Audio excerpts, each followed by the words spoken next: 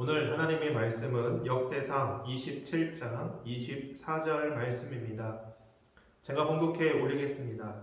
수르야의 아들 요압이 조사하기를 시작하고 끝내지도 못해서 그 일로 말미암아 진노가 이스라엘에게 임한지라 그 수요를 다윗 왕의 역대 지략에 기록하지 아니하였더라. 오늘 본문 역대상 27장은 12반열의 군사 편제와 지방 행정관 임명에 대하여 기록하고 있습니다.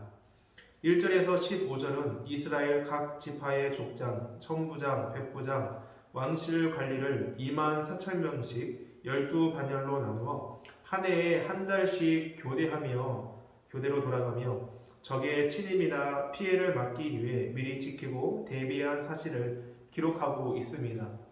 16절에서 22절은 이스라엘 각 지파를 관할하도록 임명된 지방 행정관들의 명단을 기록하고 있습니다. 여기에서 특이한 점은 레위 지파는 특별한 지역을 할당받지 않았음에도 불구하고 2명의 행정관이 있었다는 것입니다. 이는 다윗 시대의 레위 지파가 정치, 종교적으로 이스라엘 내에서 차지하는 비중이 그만큼 컸다는 사실을 반증하는 것이죠.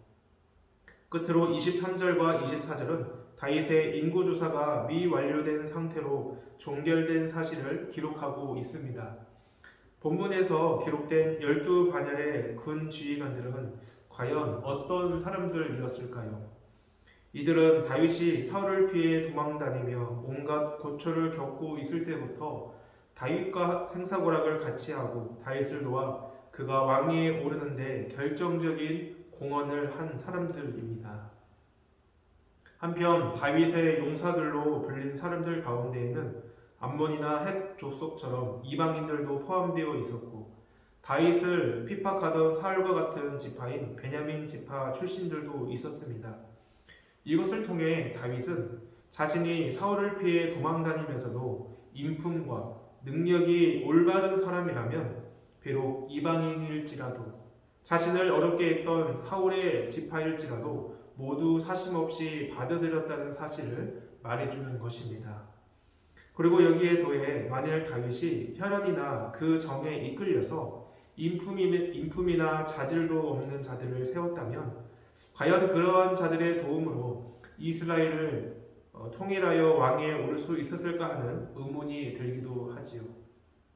다윗이 세운 통치 제도를 보면 이스라엘 나라의 가장 기본이며 중심이 되는 성전 제도를 기초하여 전국을 통일적으로 관장하는 이 중앙정부 조직이 있었고 또 각 지파별로 이들을 총괄하는 지도자들이 있어 지파 나름대로의 그 고유성과 독립성이 유지되는 그런 구조로 되어 있었습니다.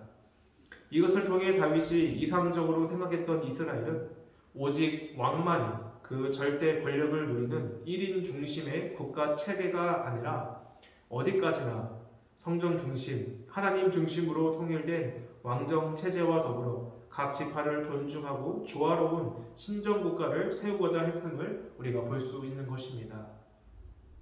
23절 말씀을 보면 다윗의 인구 조사를 언급하면서 그때 다윗은 이스라엘의 그 수요를 하늘의 별같이 많게 하시리라는 이 하나님의 약속을 믿었으므로 20세 이상의 그 인구는 조사하지 않았다고 말씀을 합니다.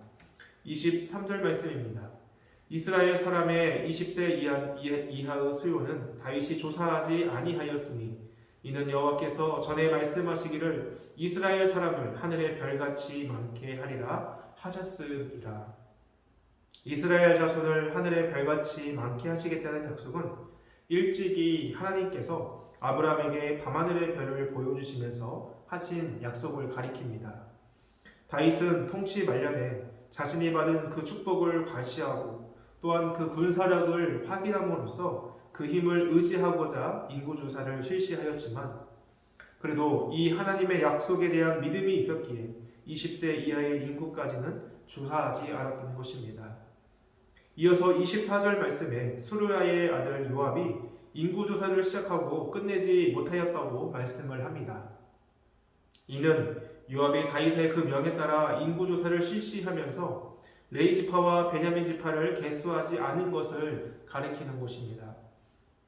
이제 4절 말씀을 가만히 보면 마치 요압이 인구조사를 마치기 전에 하나님의 진노가 임하여 그 일을 마치지 못한 것처럼 보입니다. 하지만 사실 요압은 다윗의 이 인구조사 명령을 달갑지 않게 여겨 고의로 인구를 조사하지 않았습니다.